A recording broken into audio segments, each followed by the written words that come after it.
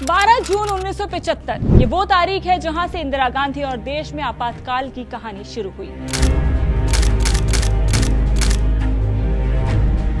इस तारीख के बाद ही ऐसी स्थिति पैदा हुई और फिर आया वो पल जब पूरा भारत इमरजेंसी यानी कि आपातकाल की चपेट में आ गया। तो बात शुरू होती है 1971 से, जब लोकसभा चुनाव में रायबरेली सीट से इंदिरा गांधी के खिलाफ समाजवादी नेता राजनारायण ने चुनाव लड़ा था। जब चुनाव नतीजे आए तो इंदिरा गांधी जीत गई और राजनारायण की हार हुई। उन्होंने इंदिरा गांधी पर चुनाव में गड़बड़ी और अनुचित तरीकों के इस्तेमाल का आरोप लगाया और इलाहाबाद हाई कोर्ट में याचिका तक दाखिल कर दी। इस मामले की सुनवाई लंबे समय तक चली। हालांकि 12 जून आखिरकार वो दिन आया जब 1975 को इलाहाबाद हाई कोर्ट के जज जस्टिस जगमोहन लाल सिन्हा ने 258 पेज के फैसले में इंदिरा गांधी को दोषी ठहरा दिया। कोर्ट के फैसले के बाद इंदिरा गांधी पर दबाव बढ़ने लगा। उधर देश भर के छात्रों का गुस्सा उबाल पर था। सरकार के खिलाफ लगभग हर जगह आंदोलन शुरू हो गया। विपक्षी ओर से लगातार इंदिरा के इस्तीफे की मांग की जा रही थी।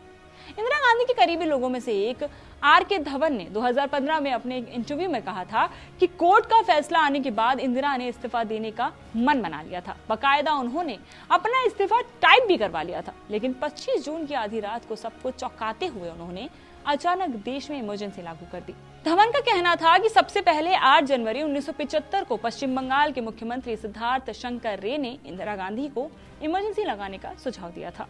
हालांकि उस वक्त तक ऐसा नहीं लग रहा था कि देश में कभी भी इमरजेंसी लगाई जाएगी। वहीं दूसरी तरफ जयप्रकाश नारायण सत्ता के खिलाफ आंदोलन की अगुवाई कर रहे थे। 25 जून को दिल्ली के रामलीला मैदान की रैली ने देश के राजनीतिक हालात को पूरी तरीके से बदल दिया था। इस रैली में लाखों लोग शामिल हुए। जेपी ने रामलीला मैदान की रैली को संबोधित करते हुए राष्ट्रीय कबीर रामधारी सिंह दिनकर की कविता सिंहासन खाली करो कि जनता आती है से अपना भाषण की शुरुआत की। इसका जबरदस्त असर भी देखने को मिला। सत्तासीन लोगों के पांव के नीचे से जमीन हिल गई और इस बात का अंदेशा नहीं था कि रामलीला मैदान में लोगों की इतनी बड़ी भीड़ जमा हो जाएगी। इसी बीच 25 जून की आधी रात को एक आदेश आया। इंदिरा गांधी अब चारों तरफ से घिर चुकी थी। इसके बाद उसी दिन यानी कि 25 जून को ही आधी रात को इंदिरा गांधी ने देश में इमरजेंसी लगाए जाने के आदेश पर राष्ट्रपति से साइन करवा लिए। रातों रात विपक्ष के बड़े बड़े नेताओं को गिरफ्तार किया गया। खबरों के प्रसारण पर रोक लगाने के लिए 25 जून की रात अखबारों के दफ्तर की बिजली काट दी गई। प्रेस पर भी पाबंदियां लागू कर दी गई। 26 जून की सुबह उन्होंने रेडियो के माध्यम से देशवासियों को इसकी जानकारी दी। 25 जून 1975 से 21 मार्च 1977 तक करीब 21 महीने तक देश में इमरजेंसी लागू रही। लाखों लोगों को सरकार ने जेल में कैद रखा।